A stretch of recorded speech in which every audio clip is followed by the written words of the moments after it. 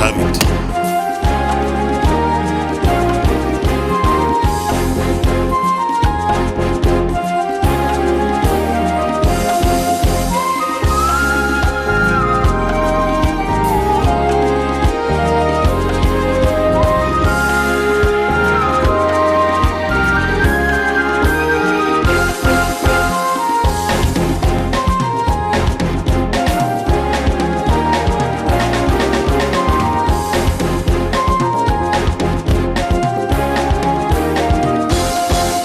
Hello and welcome to the program. I am Ekene Ndulue.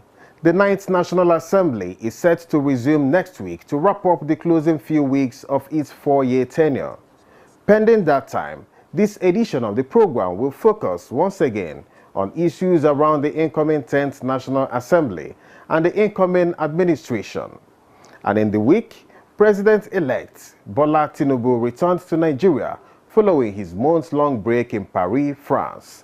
Among those who gave him a rousing welcome were members of the ruling APC, including some senators past and present. They give their candid opinions on what they expect from the incoming administration, as well as what should be the important considerations for who becomes the president of the Senate. Nigerians should expect to have a 100-yard dash when this new government comes into place. The thoughts and all the planning that's been going on behind the scene is such that we have very strong belief that this government will hit the ground running. We know that the president-elect has been away for 1 month rest, and it's not just an ordinary rest, a rest of thought, rest of planning, rest of deep reflections on the country and all that is going on here. And I believe that what is coming will be great surprise to Nigerians. There's always been a yearning for zoning in Nigeria since 1999. You know, this Fourth Republic has come with a new dimension, and everybody expects that there should be zoning whenever government is about to be formed. And I believe that both assemblymen and senators in this country know that there will be some form of zoning so that they can have a spread of all the principal positions in that sector of government. So I believe it's something that ought to be done, and it will be done. This is not a matter that is an open door kind of issue. You always have to put a lot of things into consideration. So it's not something you can just stand and say, this is the way it's going to be. I believe that when it finally comes out, it will be acceptable to Nigerians. That's the most important thing. Inclusiveness is all we are looking for. You see, politics is about meetings. We have already had you have a vice president from the north, and we believe that with the scenario we have, it's automatic that the Senate president will come from this house. And I'm sure that the party leadership will not allow rancor. They will have to sit down and announce the zoning and then identify credible candidates. We already have candidates like Senator Akpabio, Senator Ojikalu. These are credible candidates that I'm sure among them the party will come up with one of them. I think this is a very auspicious time to give one's views about the emergence of the leadership in the 10th Assembly. My admonition to my colleagues and all Nigerians alike is to look at the trajectory and the how one has come around in the scheme of things. The antecedents, character, and characteristics of such people angling for this position.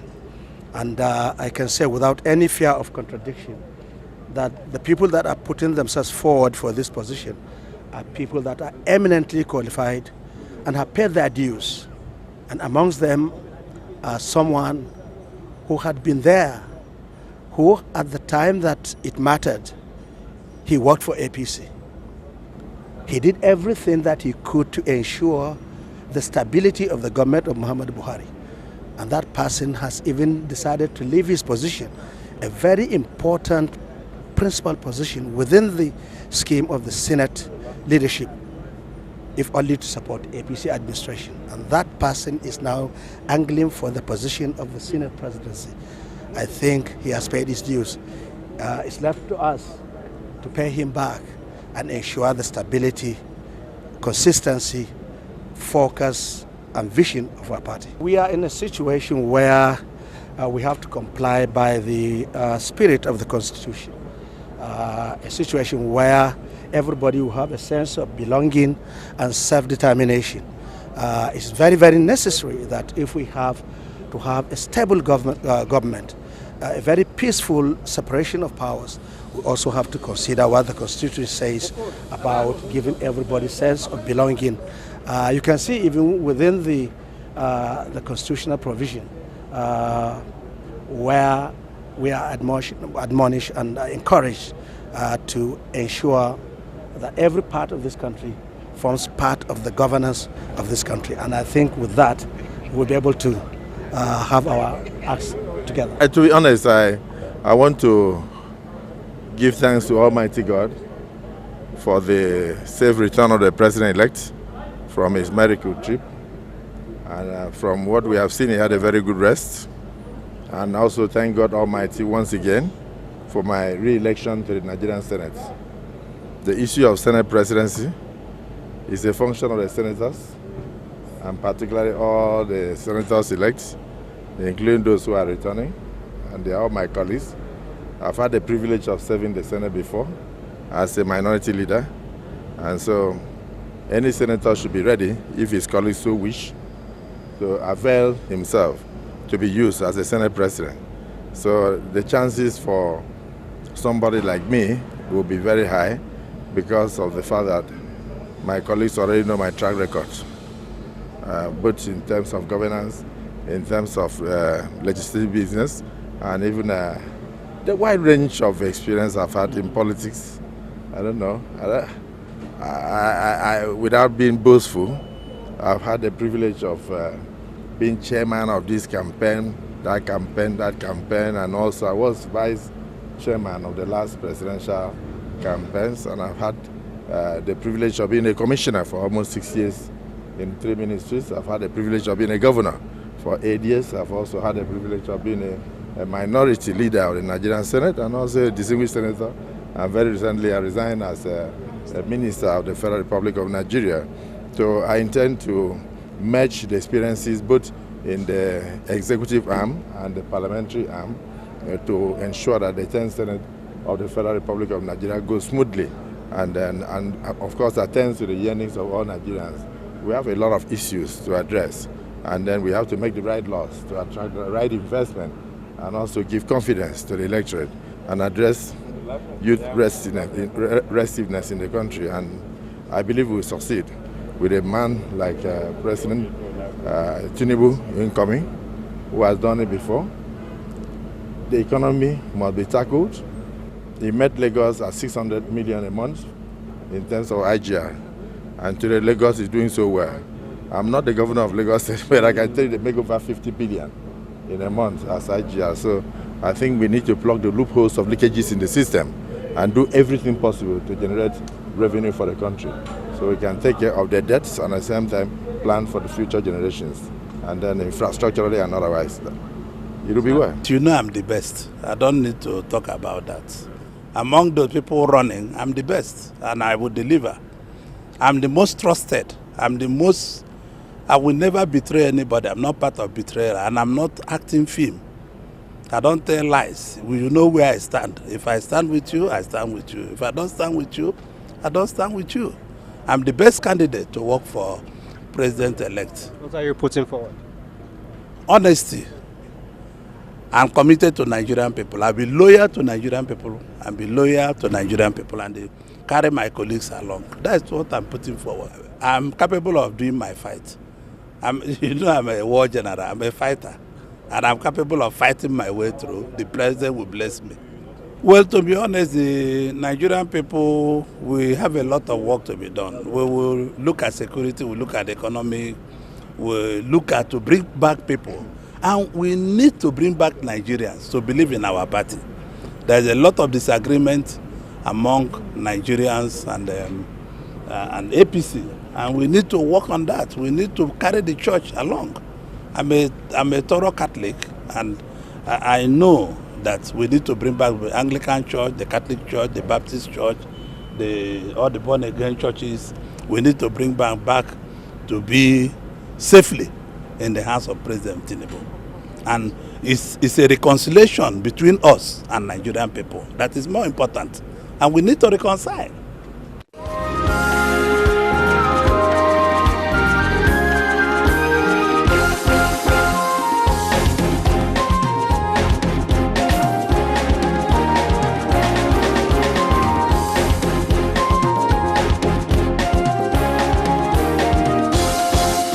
Well, whatever it is, we have the courts, which is part of the process of of our electoral system. And indeed, the winners, those declared winners, will always tell you, if you are not satisfied, go to the tribunal. When this thing happened and there was some protest, they were always telling people who were protesting that go to the tribunal, don't go on the streets, And I thank God that so far there has not been any major registered violence as a result of the dissatisfaction with what happened during the general election. It should stay that way, because violence is an ill wind that will blow nobody any good. What we should do is to continue to build and have faith in the judicial system, hoping that where wrongs have been committed, they will right the wrongs. With that, I think we can continue to ensure that our democracy endures. This is a major test, but I think it's one that we can beat. All right, so what for you are the critical areas that need immediate attention for the incoming administration? Well, we need security first and foremost, because that is the one area that we need to work on. It was there, and indeed it was because of insecurity way back in 2015 that this present regime was swept into office, because they promised that when they come, insecurity will be a thing of the past. But they said that it's worse now than when they met it way back in 2015. And so if the incoming government wants to be taken seriously, first and foremost, they have to work on insecurity. When you have farmers not going to the farm because they are afraid of being kidnapped, when you have people afraid of traveling, because certainly it's not everybody that can travel by air. People are afraid of traveling by road because of fear of being kidnapped, and so on and so forth. It means that a lot of things will come to a standstill, which is what we have now. And so if you work on insecurity and you bring it down, I think a lot of things will return back to normalcy. So first and foremost, that is what they need to work on. If I must prioritize this, that is first before you go to other areas of our national life. All right, talking about the legislature, a lot has been said about zoning for the Senate presidency and the Speaker House of Reps. Where for you is the place of competence, antecedent, experience in deciding who takes the helm of affairs at the 10th National Assembly? Okay, the zoning of the National Assembly is a national issue. It's not just about the National Assembly. It's not just about the National Assembly itself, because it's factored into the national equation of governance. And the 1999 Constitution, as amended, insists that in the act of governance, it shouldn't be done in such a way that some people will be left out. That is what is called federal character. Now, already religion has been an issue, a sore point in the arrangement in the party that is coming to take over at the federal level, where the president-elect and the deputy and his vice are of the one religion.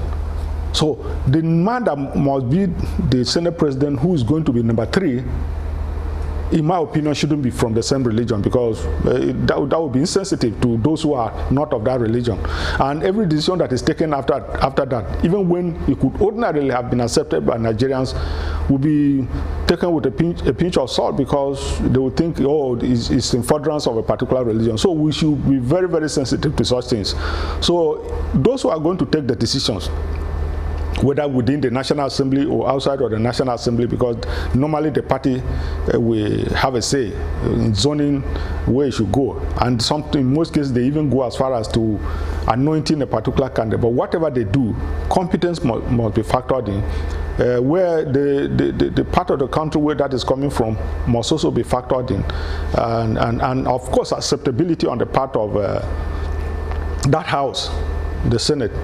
Because if you impose, you can only have yourself to blame, like it happened in the 8th Assembly when those that were anointed were, ignored by their colleagues, and other candidates for the job ended up being there, and that soured the relationship between the executive and the legislature at that time. So all of that is why you have experiences like that to learn from, and so we should, in my opinion, be very, very careful. It's not something that you treat with levity.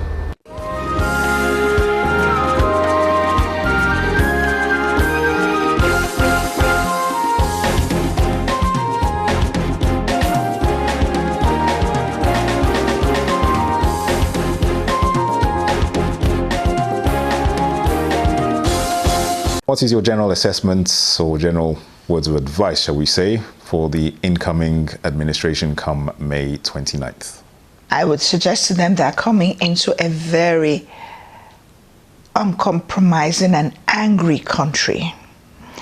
And therefore, it would be in the best interest of everybody to carry the whole country along. All this winner-take-all attitude that has been going on in the past governments will not work here, because even with the best of intentions, Nigeria is going to be very difficult to govern regardless of who the president is.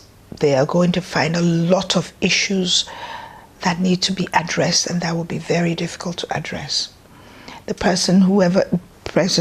current president will come and meet a huge debt profile. He's going to come and find that maybe subsidy has been removed. He's going to come and find insurgency and insecurity everywhere. So a lot of issues, and then we've added the new ones of buying money in spite of the effort the CBN is trying to make to address it. It's not going away, because they have opened up a new door of corruption, which is, unless somebody really gets up on top of it, it's not shutting down in a hurry. So a lot of issues, a lot of them. So my advice is that the president of Nigeria come 2023 has to be extremely patient, has to be very discerning, has to be very patriotic, and has to understand that he's dealing with a very traumatized nation.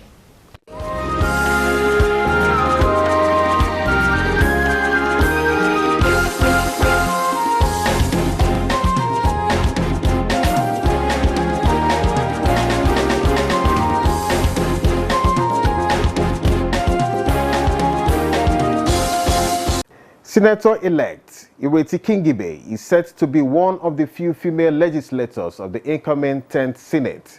She highlights what she will endeavor to bring to the Senate as the FCT representative under the platform of the Labour Party.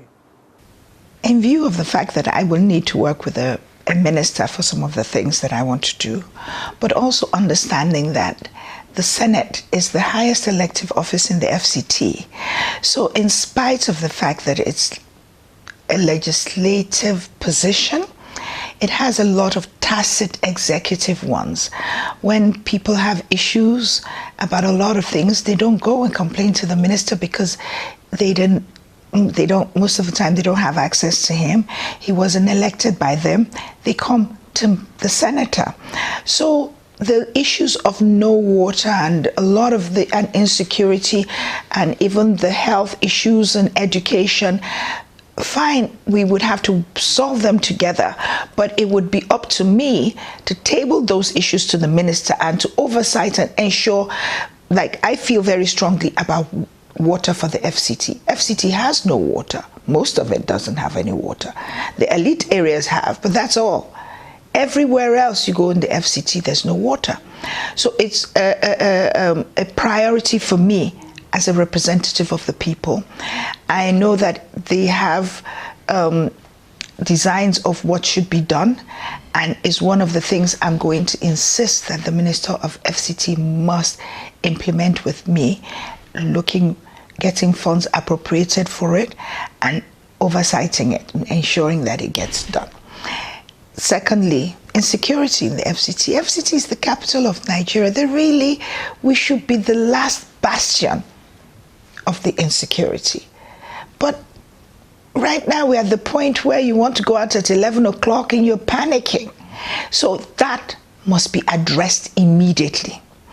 So whenever the new minister comes in, the minister also understands that he has to work with the Senate, because the Senate is actually the equivalent of the State Assembly of FCT. So, and I'm keeping my fingers crossed that I'll get a people-friendly minister who understands that he's presiding over a population of almost 4 million people.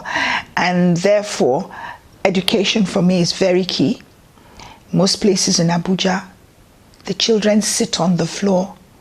In Kuje, I saw the school where they lie on the floor during lessons, so they can lift up their heads like cobras to see what's on the blackboard.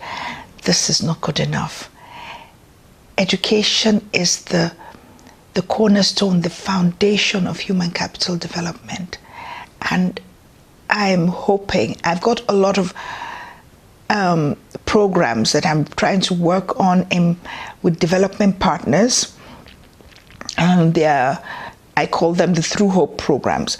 They're based on the Sustainable Development Goals, because if we can achieve those goals, the quality of life of the people will definitely improve. And I have some, like, I go chop with Ireti, which is I have a Chop Friday, where I'm trying to ensure that in FCT on Fridays across the 62 wards, we feed 1,000 Nigerians. I'm working on the Innovate program, where we have a technology village in the FCT that doesn't do anything, hasn't grown. And so I'm trying to partner with the Bank of Industry already to get funding for the technology village to sort of do a digital economy. It would benefit a lot of young people. And there's so many programs that I'm trying to work in, and I've been finding development partners as I've been going along the way, and obviously they haven't even been inaugurated yet. So I know that as soon as I get inaugurated, some of the banks like GTA Access, they're looking at some of my programs. Their ESG ratings also would go up because a lot of them have funds to do certain things, but they don't have the actual programs on the ground to do it with. So I am looking at improving the lives of the people of the FCT, empowering youth and women. Apart from AMAC, most of FCT is agrarian, and yet look at the kind, we don't have any serious farms, so to speak. That I'm going to look into. I'm going to see how to access the Federal Government Intervention Fund for Agriculture for the farms in the FCT. I'm doing a lot of work that already on paper. I could show you my programs afterwards. So apart from, I would also have an employment desk in my constituency office that would assist in getting employment for FCT youth. People, there are lots of them who have graduated and cannot find a job. And I know that there must be, after all the ministries, all the parastatals, they are all here. So I think FCT youth should benefit from the fact it's like having great people come and live in your house. At least the benefit you should have is their presence in your home.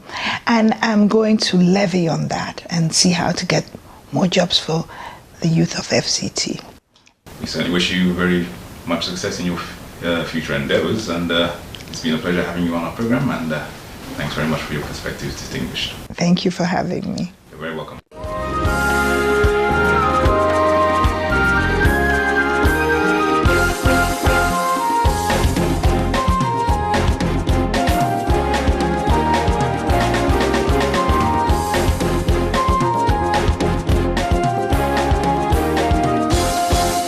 Well, that concludes this edition of the program. Thanks for watching. Till next time, I am Ekene Ndulue. Bye for now.